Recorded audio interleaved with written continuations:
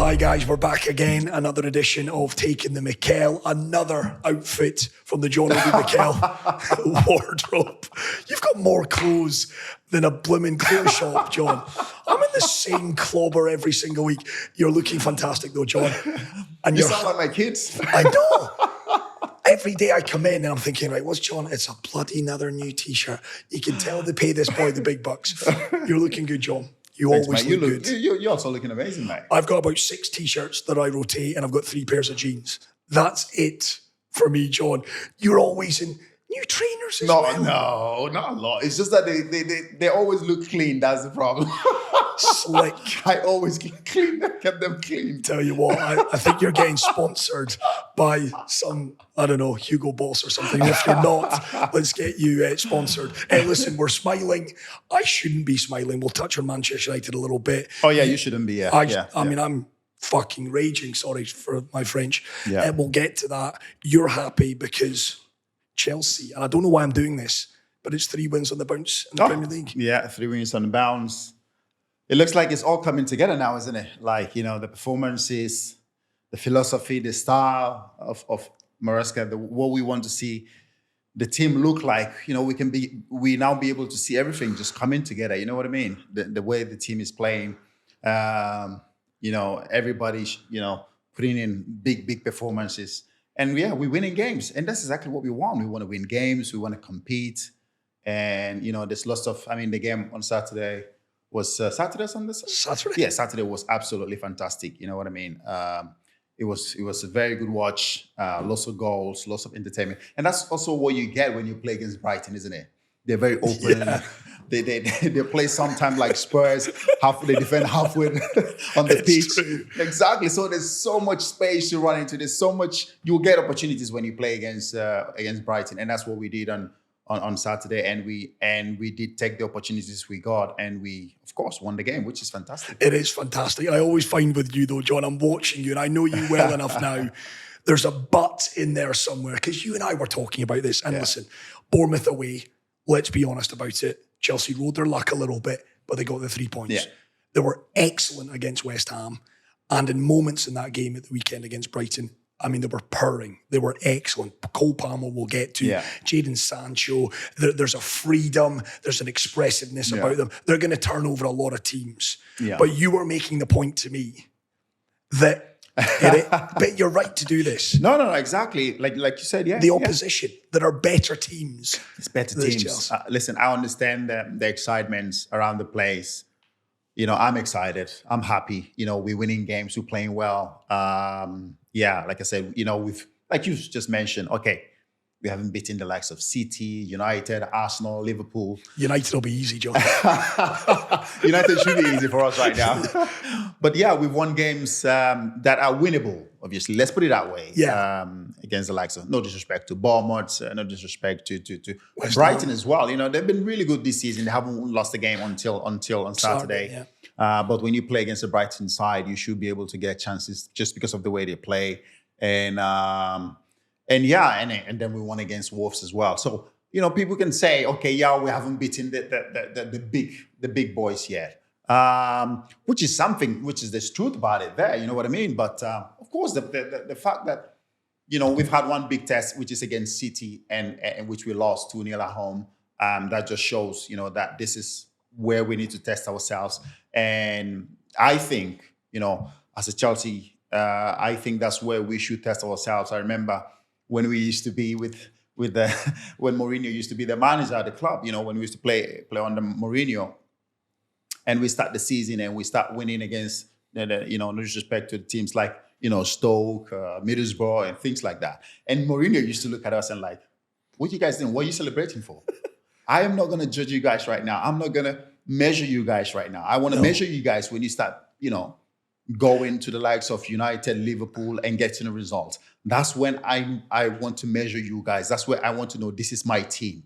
And I'm not just saying that also because I think this team have the potential to do that. I think they have the players to do that. Until we start putting in those performances and winning against those big boys, you know, I think that's where, you know, I will be more happy I'll see the team. Yes, now we're not going to be blown away by the big boys. We will compete against the big boys, and we'll get results. So yeah, the excitement is there. I am very excited. I'm happy that we're winning games.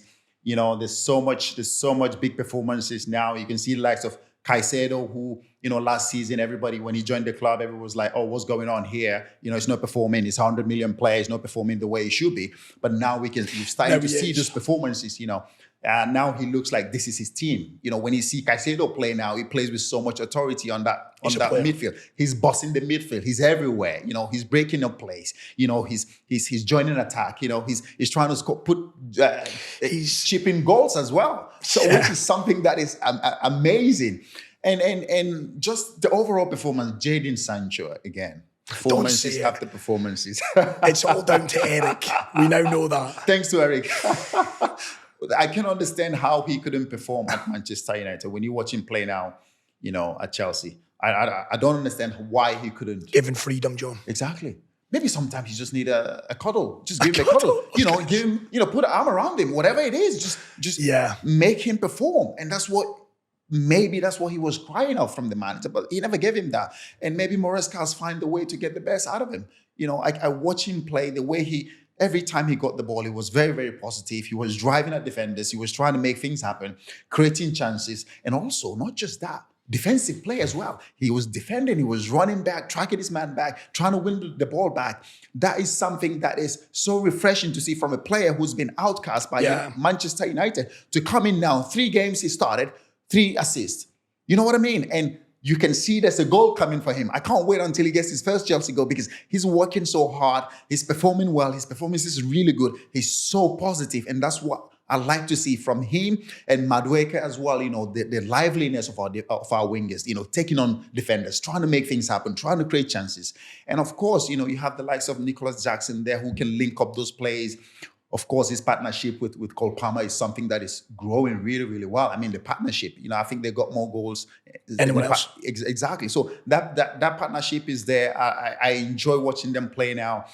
And of course, Nicholas Jackson did score over the weekend, but again, an assist, and he's a right place. He missed a lot of chances. Yes, he did.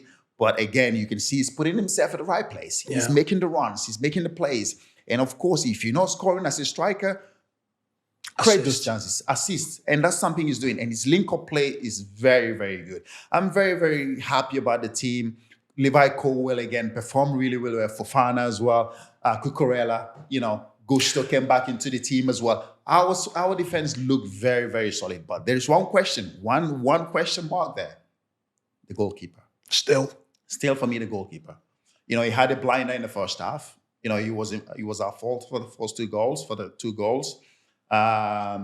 So for me, that's a concern there. But apart from that, I think everywhere else, we're looking very, very strong. Of course, he's the last 2 games before the Brighton game, he's performed really well. He kept us at the game. Ham, exactly. But if you want to be a title-winning team, that's what I've said. You've said it, yeah. You need a top goalkeeper. And we don't have that. No, let's not kid ourselves here. We don't have that. You know what I mean? So, no disrespect to Sanchez, he's a fantastic goalkeeper. But we need a top goalkeeper if we want to compete. But if he wants to become a top, he needs to start putting in those performances. We know he's not very, very good with his feet. That's not a problem. But we need a goalkeeper who's assured in the goal, who can make saves. And, I watched the game on Saturday. He was at fault for the 2 goals. It's interesting. You've said that José didn't allow you guys to celebrate what I would call the mundane victories. It's a bit harsh, but it's the victories that are on paper you're expected to get the job done. Yeah. But, you look He tells us, he said, listen, these are expected wins. I expect you to go and win this game. You know what I mean? Did. And we did that. We did that. We did that very well. We did that. We get in the shower, we go home. There's no celebration. No. The celebration comes when we beat the likes of United, when we beat the likes of Arsenal, when we beat the likes of Liverpool. You know what I mean? And that's where he measures us. That's where he said, yes, this is my team. And this is my team. I guess that was an established side. Mourinho put that team together. Yeah, you became mentality. Mentality monsters is what you boys became. I look at this Chelsea team under Enzo. It's about progression. It's about progression, exactly. Building confidence, building momentum. Building the team as well, yeah. Nottingham Forest at the Bridge this weekend. Then it's the international break. It's after that international break, John, that it gets interesting. You've got in there Arsenal, You've got United, that's easy. You've got Newcastle, Villa, Liverpool, all in a short space of time. Yeah. So the real test starts then. Yeah. But that Chelsea team will be coming into those games full of confidence. Full of confidence, exactly. Full of confidence from winning these games as well. Yes, people might say, we might say, okay, it's not the big boys. Yes, but I said it again when we beat Bournemouth, the way we won that game, we were out of that game. We weren't playing well.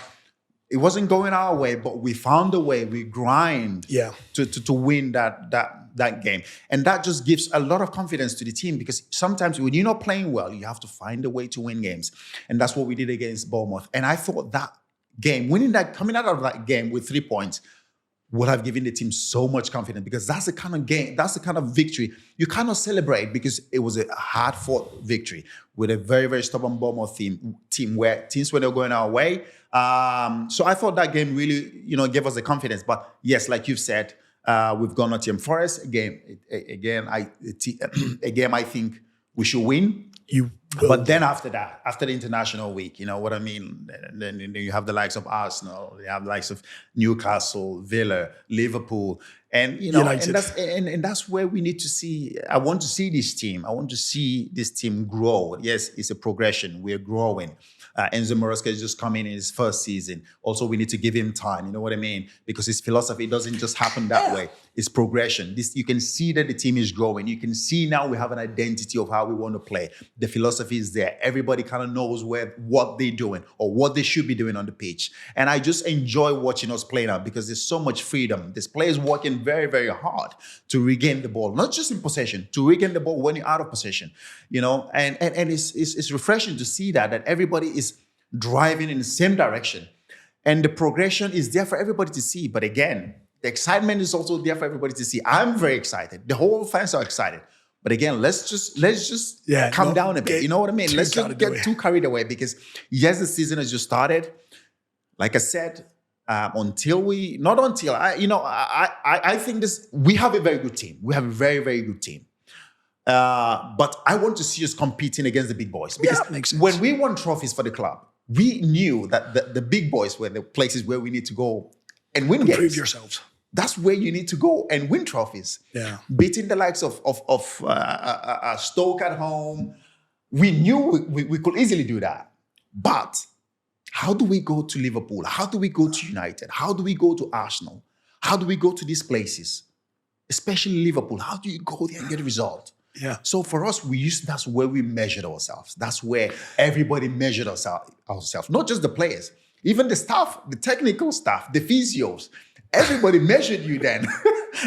I'm telling you, there's a little banter going on. Sometimes when the physio is massaging a player and we beating the likes of Stoke, it's like they tell you, Mikel, calm down, come on, you just beating Stoke. Just a little banter, you know what I mean? Come on, come back. Exactly. When you're beating Liverpool. Exactly. But it's just a little banter. But we know that. We know that's where we measured ourselves. So I want to see us, do that. And I believe in this team. I know we have the capability to go there and do that. If we're on our game, if we're playing well and we play against the likes of Liverpool, against the likes of Arsenal, I believe with this team, I believe we can get a result. And one player that will help you get that result is Cole Palmer, John. And, £40 million is a heck of a lot of money. Oh, that's a fucking steal. How did that happen? £40 million is a lot of money, right? No, that's a steal for a player. But at this day and age, it's not. It's a steal. We're talking about 40 million quid. For a player like Cole Palmer. But it's unbelievable, John. He's played 52 games now since joining Chelsea. August 30th, I think it was, 2023. Yeah. 52 matches, 31 goals, that's 19 crazy. assists. That's crazy. And I know you're a huge Pep Guardiola fan, and I'll say it on this podcast, Cole Palmer might just be his biggest mistake as Manchester City manager. Might have been, but I think if you ask Pep, I think he's always said it. He never wanted the player to leave. No, he didn't. He never wanted Cole to leave. But, it just happened that, he had to go. And he was, on Pep Guardiola's door and knocking. I want to go. I want to leave. There's only so much you can do as a manager to convince a player to stay or hold the player to stay. I think at the end, Pep decided, you know what? I'm going to let this player go. I'm going to let him go. And that's exactly what happened. And, we got him for 40 million. 40 million? That's a fucking steal. You know how much Anthony was? 85 million quid. Yeah, exactly, John. I want to laugh or cry. I'm not quite sure what. Cole Palmer was half the price, less than, of Anthony. And he's got 50 goal contributions in 52 games. Unbelievable. It's off the charts, that, John. Unbelievable. Off the charts. Yeah, I mean, the numbers are there to back it up. The numbers are there. The boy is, he's a genius. He's a fantastic player to watch. It's a joy to watch him play. The way he plays, with the way he moves around, with the way he glides around the pitch, with the ball it's just magical to watch him play. I enjoy watching him play. And just the way he sees play, the way he makes play, the way he creates chances, the way he scores goals, and just everything, the whole package is just unbelievable. And it's crazy to think we only got him for 40 million. That's unbelievable. I know he scored the 4 goals, John. Yeah. It was, for me, it was almost Ronaldinho-esque. The pass came to him. And it was almost no look, but he just ballooned it in Nicholas. Flicked it to Nicholas Jackson. Yeah. We thought, he could have scored. Yeah. Probably should have scored, but we'll give you a week off. He did the right thing. He did the right thing. He went around the goalkeeper, but then I think it took a little bit more time. He should have just gone straight away. Yeah. He didn't have to look again because I think he went around the keeper and then he had to stop and then look again before he you've done the hardest part. Just hit it. But even if it doesn't go in, just hit it straight away because that's quick second. The defender back. The defender got back and cleared it. So for me, listen, the partnership between Jackson and Cole it's incredible. It's amazing. But Cole Palmer, what a fantastic footballer. And listen, I love Cole Palmer. I've always said it on this podcast right from day one that he is an absolute genius of a player, fantastic footballer. And I'm so happy that he plays for Chelsea. He's with us. And he's the main man now, the football club. He hasn't started the season. He didn't start the season really well. No. This is his best game so far this season. By far. By far. Probably the best 45 minutes he will ever have in his football career anymore. But no, he's a genius. But again, coming back, I don't want to be the party pooper and the guy who buzzed the balloon. I think now everybody's starting to compare, with the likes of, Frank Lampard and Didier Drogba in terms of, scoring goals and what they've achieved. It's again, let's calm down a bit, guys. Come on. He is an amazing footballer. He's an amazing talent. All we have to do as fans, as ex-players, is to support and encourage the boy because there's so much talent there. There's so much quality to become in the future a legend, a top player. Yeah. Right now he's a talent. He needs to keep improving year in, year out. I just don't like when people start to compare his numbers with obviously Frank Lampard, who scored double figures 10 years in a row. 10 years in a row. There's a reason why he's called Super Frank. The guy was an absolute fucking machine, of a midfielder. He was a midfielder. He was a number 8. He was a box-to-box number 8. So for me, he that comparison shouldn't come now. Not at all. I just feel it's a little bit, not disrespectful to Frank, but I think that the comparison shouldn't be there now. It's the age that we're in, John. Exactly. We're quick to lift the player up, praise, and then all of a sudden, when he doesn't go well for 2-3 games, slam the player down. So let's calm down a bit. Let's take it easy. Frank is Frank. There's a reason why he's still the highest goal scorer for the club. And he did that for over 20 years. Or he was at the club for how many years? 10? So no, longer than that. I think 14 14 years, yeah. So there's a reason why he was there for that long. And there's a reason why he was scoring goals year in, year out. Year in, year, week in, week out. Frank did it. I was privileged to be next to him. And sometimes when you watch him, Frank, week in, week out, banging in goals. Yeah. And the way he did it, because I could see the progression. I was there with him in training. We finished training. Everybody goes in. No, Super Frank is out there doing his shooting, doing his free kick, doing his penalties. He knew that was something that he had to get good at. And he did it for year in, year out. So for me, I love Cole Palmer. So as every Chelsea fan, we all love the player. If you're not a Chelsea fan right now, you love the way the guy plays. I love him. So for me, I love him. But I think we shouldn't be quick to start to compare him with the likes of Frank and Didier Drogba because these are players who scored not just goals, they scored big goals. That's it. Goals that won us trophies, that got us so many trophies. So again, please, let's calm down. Let's just enjoy Cole and encourage him and support him. The problem is, John, Chelsea fans have had it rough for the last few years. I know we have, yeah. So Cole is just this. Is this breath of fresh air? Correct. Yeah. That's what it is. And at 14 And rightly so. We should be very excited. We are excited. I'm excited for the prospect of what I can see now. I'm excited. And I'm not a bloody Chelsea fan. I mean, I'm gutted. I think he's a Manchester United fan as well. Is he? Don't say that in this podcast, mate. A United fan. No, I just think Maresca as well. Credit to him. We've all not doubted it. There was a question mark about Maresca coming in. Hasn't had a Premiership experience. Okay, took Leicester, from the Championship to the Premier League, but hasn't managed in the Premier League. But I mean, credit to the guy, and he's coming to the club and he's made his stance to the players. You don't train well, you don't play. You don't train well during the week. You're not playing on the weekend. And as an ex-player, I can see that because when I see the likes of Jadon Sancho perform off the ball, that's important for me. Sometimes when I watch the teams, not just the player with the ball, I want to watch the attitude, and that's something that Mourinho was very, very particular about. What is your attitude off the ball? I know we all are very excited about players with the ball. Yeah. What is your attitude off the ball? And that's Maresca has changed the attitude of this football team. Now without the ball, I see players working very, very hard. Sancho, Madueke, Nicholas Jackson, Cole Palmer, running, chasing to get the ball back. That is the attitude I want to see. And I'm so happy to see that attitude is coming back into the football club. There were a few comments attributed to Enzo after the game in which I think he just wanted to temper expectations a little bit. And I know there's a lot of Chelsea fans speculating on social media that maybe those comments directed towards Noni Madueke. There was a period, there was a point where he was in on the right-hand side. There was about 17 players waiting for him to square it to him. 17 you know what I'm saying? There was a glut of players. There was a lot, yeah. And Madueke, he took it himself. Now, the point being, let's not believe your hype too much. It's still a team game. He's coming off the back of his hat-trick against Wolves, which, was a few weeks back now. But for Noni, he's in the starting 11 on merit. He's obviously, to your point, he's doing something right in training.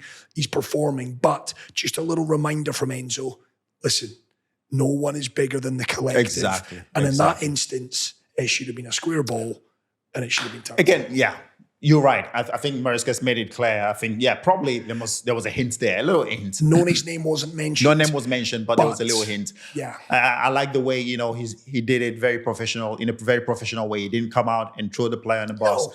He did it in a very professional way. So whoever he was talking about probably will know that, this is directed towards me. So, but again, Noni, it looks like, but that's what we want to see, the competition between the players, because they're all looking at each other right now and thinking, I need to score goals or give an assist to be in the team. I need to do something to be in the team. So everybody is looking at each other, especially the strikers, the wingers. They're looking at each other thinking, if I don't score or give an assist, I might not be in the team next weekend. It's true.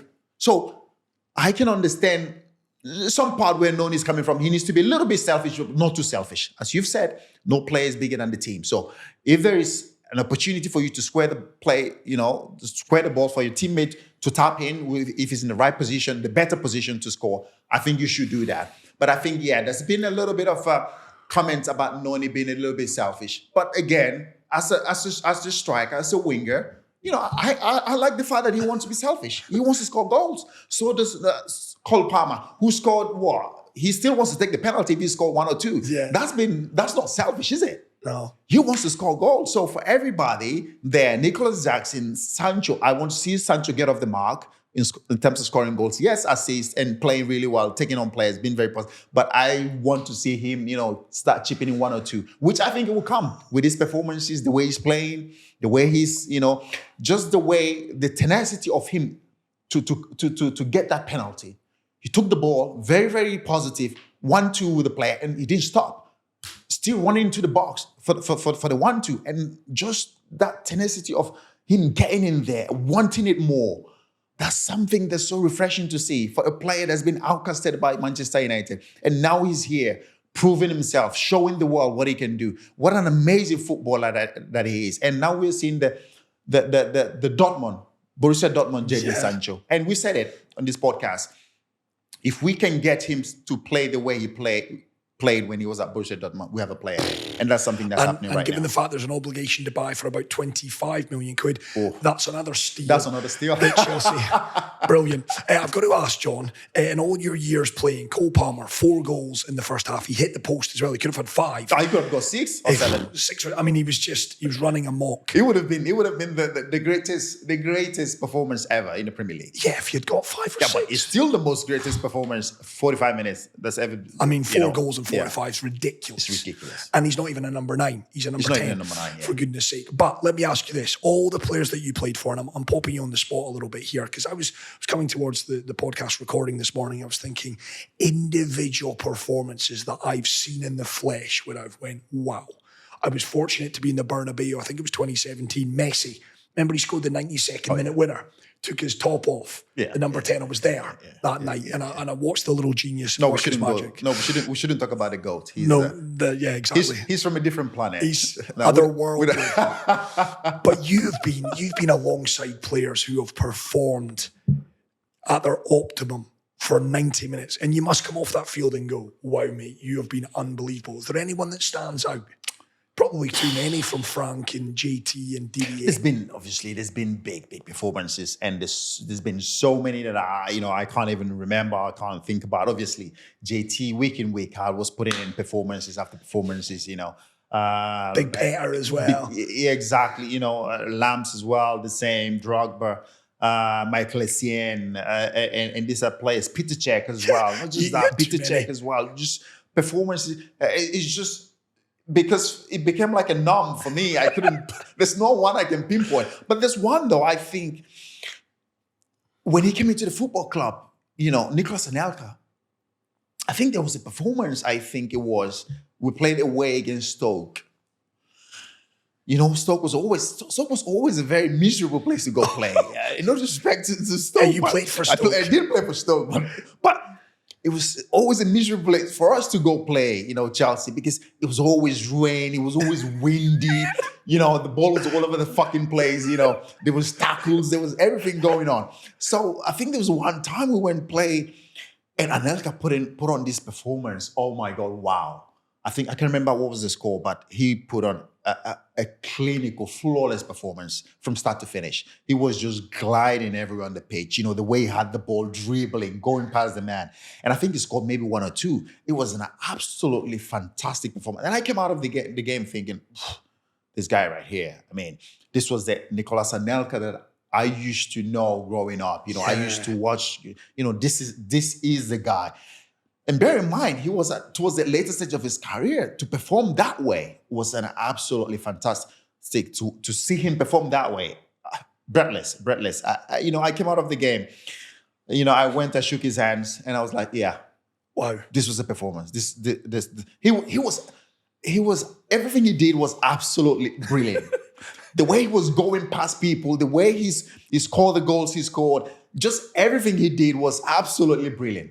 Absolutely brilliant. So yeah, for me, Anelka, I think. To be in that kind of rarefied air where no matter what you do, it's just happen.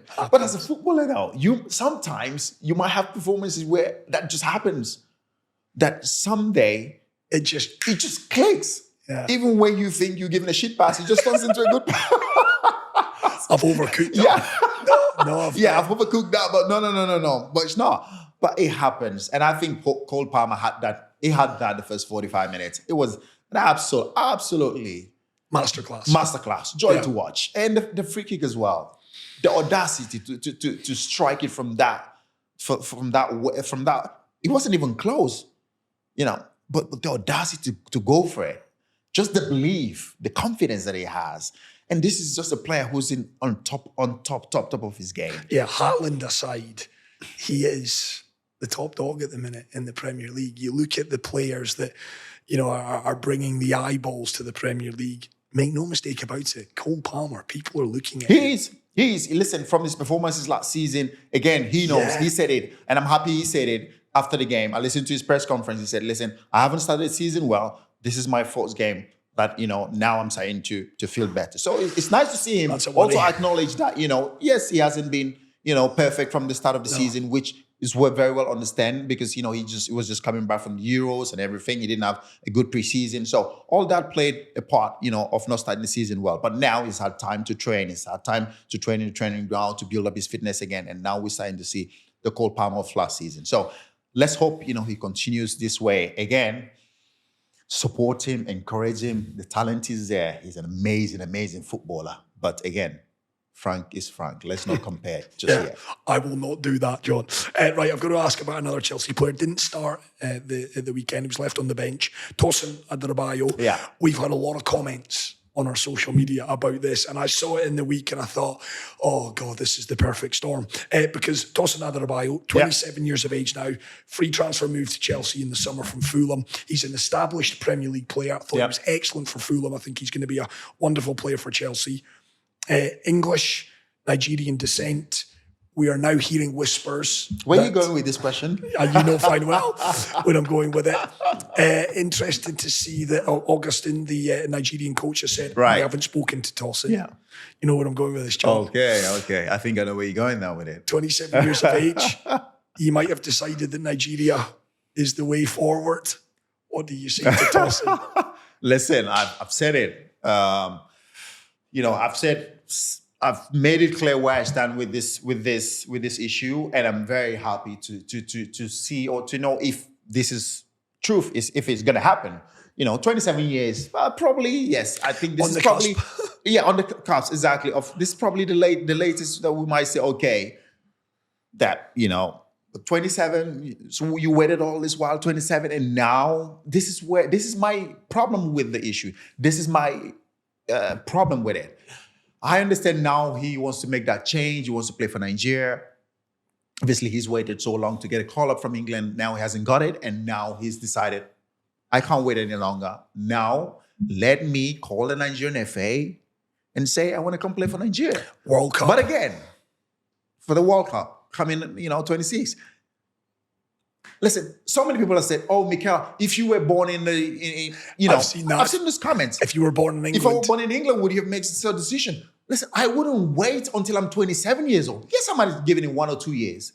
If I'm on my top of my game and I'm thinking, why am I not getting a call up? At the age of 20, 22, 23 years old, if I don't get it, then I don't get it. Then I make a decision very quickly. I've said it. Everybody can make their decision. You're allowed to choose who you want to play for. I'm saying what everybody's saying. You're allowed to choose whoever you want to play for. But again, now at the age of 27 years old, he's decided now I want to come play for Nigeria. Now this World Cup coming in 2026, he wants to be part of that team. So I understand all this. And then at the World Cup, he's going to be what, 28, 29? Yeah. So again, we're going to have a player who's going to play for us at the age of 29 at the World Cup, his first major tournament. So this is where I'm going with this. I hope if it's true, he's making the right decision. And if that's the decision he wants to make, I think it's a good decision. But then it comes down to the Nigerian FA, if they have the discussion and they feel like this is the player they want, because we also have to evaluate the players. Of course. You know what I mean? He's a top player. Yeah, but we also, Nigeria FA, we also have to evaluate the player. We're not just going to take any player. We want to take the best. We want to take the player that we think is going to come in and improve the team, improve the squad. So that's another debate. That's a discussion between him and the FA. So if that's his decision, he's chosen to now switch and represent Nigeria, fair play to him. Fair play to him. But I just think it's getting a little bit late. But now the decision has been made now. We can accept it. We can accept it. Of course you are. Yeah. As you said, you're a proud Nigerian. You want Nigeria to be a success. And Tosin is a top player. He's a top player. You would have liked it to have happened a bit earlier. A bit earlier, yeah. But at 27 years of age, he's coming into the peak of his powers. Yeah. And he will be a big asset. He will be. He will be. Like I said, it will be a good asset for us. If he comes, it will be massive for us. But again, the Nigerian FA, again, they have to decide. But I think he's a player that we have to welcome with open arms. We have to give him a nice welcome if that's the case, because he's a top player. He plays for Chelsea. There's a reason why he plays for Chelsea. Because he's a top player. I think he started the game against West Ham. I thought he played really, really well. Me too. He looked for me like a top player. So if we're getting him, we get a top player. So decision made, if it's true, decision is not confirmed yet. No. You've just said it that Austin Iguavon, the manager, hasn't spoken to him yet. I don't think there's been a conversation that's been had yet. But again, it's nice to see this. It's nice to see the players are not waiting until the 29-30. I see what you've done there. Touche. Listen, I've got to get your thoughts on the club that, let's be frank, John, you should have joined all those years ago. And I know deep down you regret. I jest. We've got to talk about Man United because we're recording this on Monday. Who knows? Eric, I think we'll get to next weekend in Aston Villa away. You think so? Yeah, there's an international break. I think, yeah. He's on thin ice. He is. I think it's only a matter of time. He is. That I think the writing is on the wall. I mean, yeah. It should have been last season. Yeah. United finished 8th, John, with a minus goal difference. Yeah. Their worst finish in Premier League history, the least amount of points in Premier League history, negative goal difference. I don't give a shit about an FA Cup win over Man City. and the truth of it, that's a one-off performance. Yeah, exactly. But but City as well, they've been partying for the whole week before they played you guys in the FA Cup final. People got blinkered. They've given him more money. It's now 600 million plus that he has spent on his team. Yeah, 600 million. Yeah, that's a lot of money. And there is no identity. There is no. There is no identity. Watching the game yesterday, it was flat. As a neutral watching the game yesterday, United. It was so flat. There was no... Sometimes when I watch United go into games, I'm thinking, okay, how are they going to play? How are they going to approach this game? Is it going to be counter-attack? Is it going to be counter-attack? Or is it going to be, are they going to go high pressing? What is it? What is going to happen? You never know. So I think United, they just go into the game just playing off the cuff.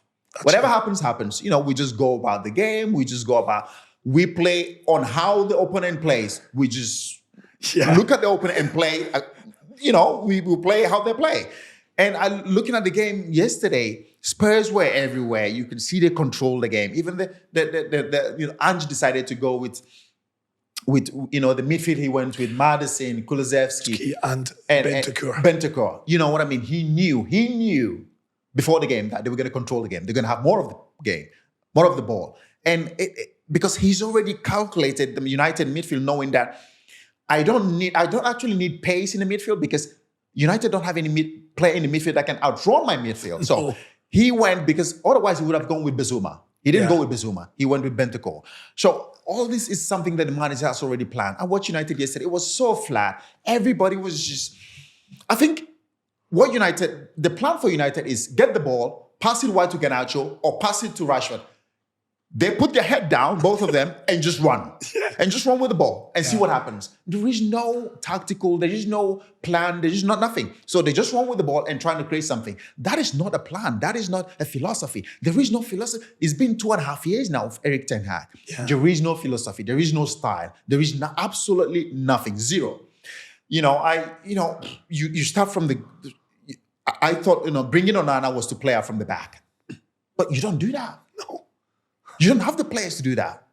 You don't have a number 9 who can link up play, who can come in with the midfield as a link up play and get the other two, Rashford and Garnacho, to run behind. You don't have a striker who can do that. I want to just apologise to Ronaldinho on behalf of Joshua Zirkzee. When he arrived at United, there was some suggestion this is a player who combines But it's a half 9 or number 10 or what? A Ronaldinho? Who said that? What? That was I couldn't believe Joshua Zirkzee. And listen, he's not the only one to blame. He's a young boy, new to the Premier League. He is a fish out of water, though. That team and the style is not playing to that boy's strengths. He's running around. He looks lost. Oh my God, he looks lost. It's bouncing off of him. He looks lost, yeah. The whole thing. I feel sorry for him, though. He's a young player. He's been thrown into this colossal mess. Couldn't put it better myself. He's been thrown into that. They're Eric signings, John. And exactly, the Eric signings Onana, Mazraoui, Martinez, De Ligt. All his signings. Ugarte, Menu, young boy, what a talent. Yeah. Garnacho, what a talent. I'm a big fan. But Zirkzee is his. All of these are 16 players, £600 million have been lavished on that squad. Yeah. He's out of excuses, John. He's out of excuses. You know what I mean? Again, I've said it so many times about Erik ten Hag on this podcast. He is the one negative that I always see at Manchester United. I've seen managers. I've played under so many managers, and I see the way they behave on the touchline. Have you seen him on the touchline? Dull. Dull as fuck. Yeah. He doesn't shout instructions. He doesn't give instructions. He's just standing there and waiting for miracles to Good happen. impression. By the way, I know for the audio listeners, that impression that you just did of Erik ten Hag was fucking apt. Very good. No, it just bores me as a neutral as well. And you want to see United do so well because they're a huge football club. It's good for the Premier League. It's good for Champions League to have Manchester United back firing, just like we want to get back to where we are. And to see United just keep getting worse and worse. And that game it started so poorly. Let's not be mistaken here. The red card has nothing to do with the game. The game was going to be lost anyways because the way you started the game, it was so bad. Again, Bruno Fernandes as the captain. Oh my God. Like, seriously. Should not be captain. My God. I mean, listen, it's happened. He's the captain of football club. I think he's a good player. There's a player. He's a good player. But he's not a captain material. He's not a captain material. I just think Bruno Fernandes shouldn't be the captain of Manchester United. Yes, there's a player there. He's a good talent. He's a good footballer. But he shouldn't be the captain of Manchester United. And a captain is an identity of how the football club plays. Yeah. And Bruno Fernandes, for me, is not that. So for me, Erik ten Hag doesn't have any more excuses. All the signings are his signing. He's brought in De Ligt as well. De Ligt, Martinez, Casemiro was Masharawi, Anthony as well. The worst signing in Premier League history, perhaps. So what are the owners thinking right now? Are they going to give him one more game and get rid of him just during the international break? That's the big one for me. Porto away, Aston Villa away. Oh. That's what he's got upcoming this week. You think he's going to win any of that? No chance, mate. No chance. No, I sit here and maybe Porto. He might get a draw against Villa. Maybe, but at best. Against Porto, he's going to lose. The United are losing against Porto. I know, listen, I'm saying here. For me, where I'm looking at now, thinking West United going to win. And again, you don't have the player you depend on to create the chances. It's just Fernandes. Exactly. He's been suspended against Villa. Kobe Mino is injured. Again, now his excuse is going to become, injury suspension. Injury suspension. The guy always has an excuse. Yeah. He's waiting for excuse to happen. And he's just not got that personality. No, he doesn't. So here's a question. United, I keep saying it, go and get Thomas Tuchel. Go and pay the guy big bucks, give him money to bring his players in. I am telling you, he's going to get Manchester United back to where they should. Is he the man? I think that he is the man to get Manchester United Football Club back to where they should be. So I know how he worked at the football club when he was at Chelsea. I heard rumors. I heard whispers of how he worked. That's something United need. They need that type of manager. They should go and get him. Thomas Tuchel. So I had a list for you. I was going to throw Eddie Howe at you and ask the question. No, you're saying no to Eddie. Graham Potter, you're going to say no to Graham. He's your mate, Graham Potter, but no, I don't think. I don't think, if I'm honest, I love Graham. You know I love Graham. Yeah. I'm not sure Graham and Manchester United is the fit right now. I think it's not any more time to experiment with Manchester United. You don't need any more experiment. You need a proven winner. And Thomas Tuchel will give you that. You don't need any more experiments. No more. For club of Manchester United, now the new owners have come in and it looks like they know what they're doing. They're running the club well from the top. Looks like it from the sounds of it. We'll see. We'll see how that plays out. But from the sounds of it, it sounds like the football club is being run properly from the top. Now, you need a proven manager that knows how to win trophies, knows how to win games. A time for experiment is gone. They spoke to him in the summer, allegedly, Sir Jim Ratcliffe in Monaco with Thomas Tuchel. Yeah. They couldn't come to an agreement. They need to go back. And find that agreement and get it signed. You have to. I think he's the man. He's been in the Premier League. He knows what the Premier League, what it takes to manage the Premier League, what it takes to win in the Premier League, to win in the Champions League. So for me, I think he's the guy. He's the guy. Everybody said it. He shouldn't be sacked at Chelsea, number one. I think, he shouldn't be. But yeah, it happened. Now we've got Maresca. We're happy. Come on then, Agent Mikel. Do you have Thomas's number? No, I don't. And I don't have 20% of it.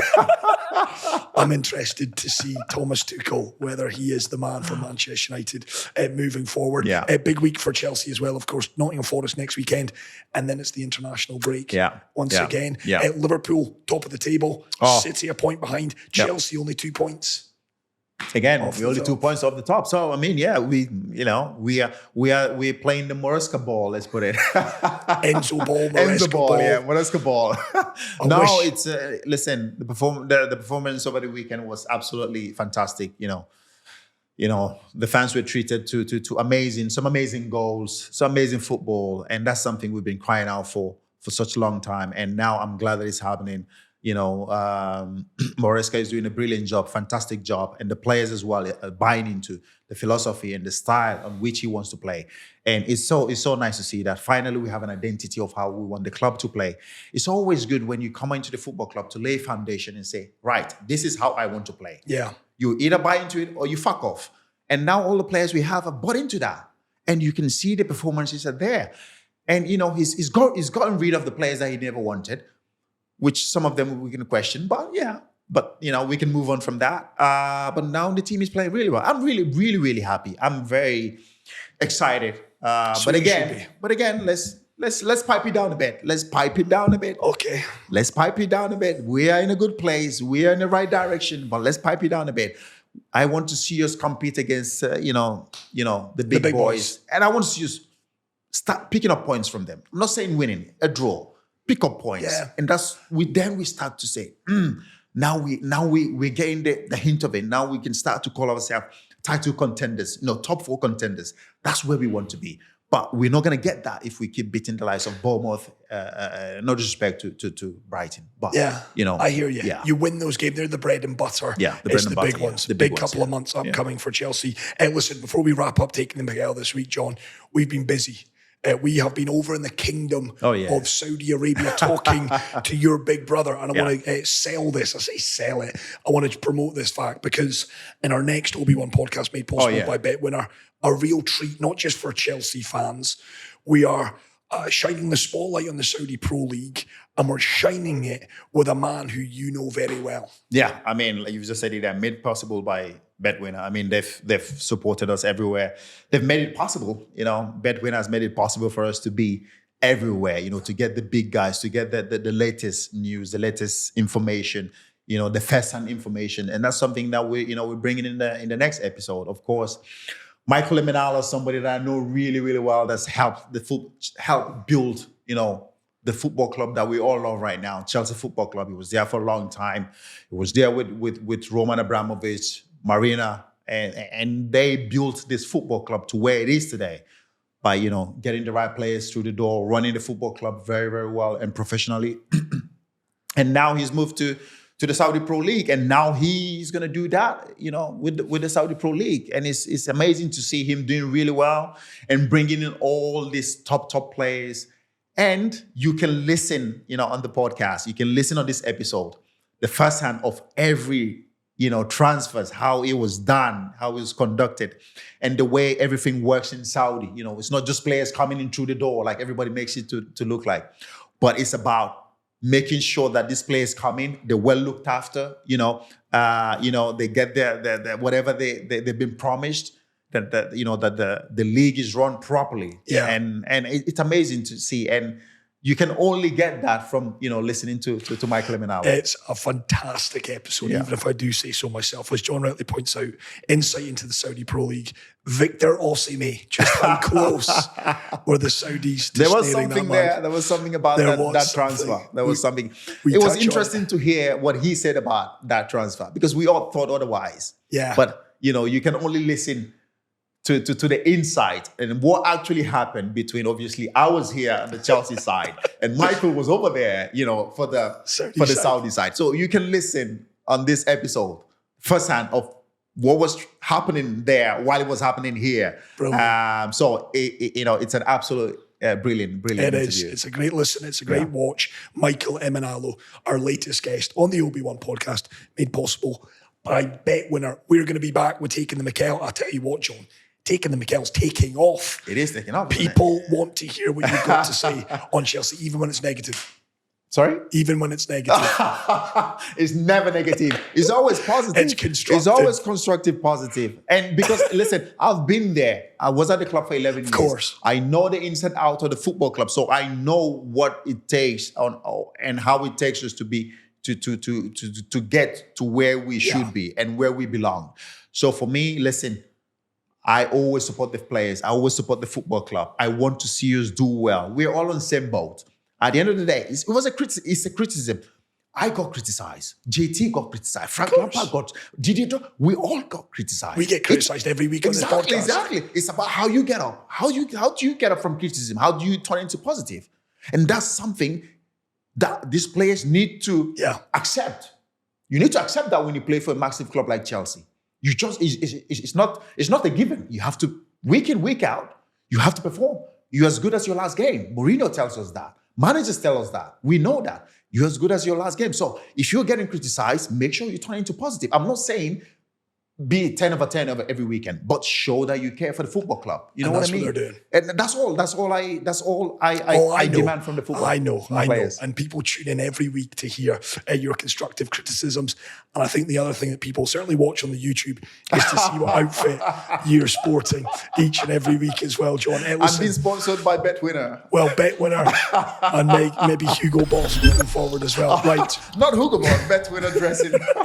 We're going to be back with another edition. Do keep your comments coming in, whether it be on YouTube. You can follow us there, Obi Podcast. You can get us on all your usual podcast platforms as well. Do give us a rating as well, 5-star, please, and tell your friends about us. But we'll be back with another edition with John looking a million pesetas against Tottenham.